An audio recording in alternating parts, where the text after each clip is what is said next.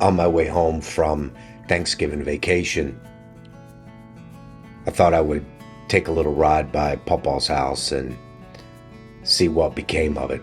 It looked vacant, so I parked the car and got out and went up to the front door and decided to look through the window. I couldn't imagine in a million years when I reached for that door handle and actually turned it that it would open, but it did.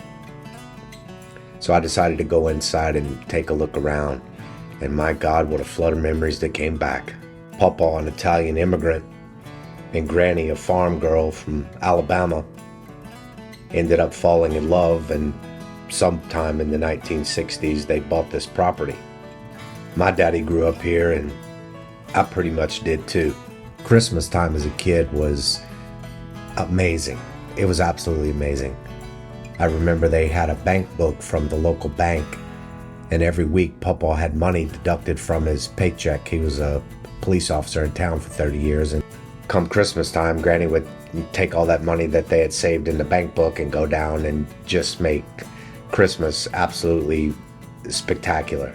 The house had been sold a couple of times, and there were certain things that were done to it, but there were a lot of original things like the kitchen sink. They never changed it.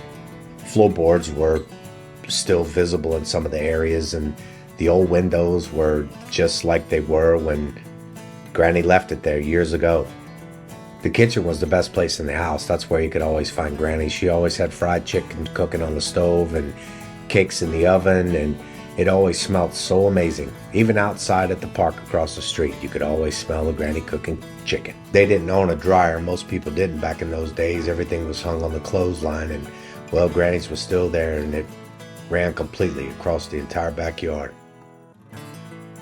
I don't know who left that front door open. Doesn't even matter really.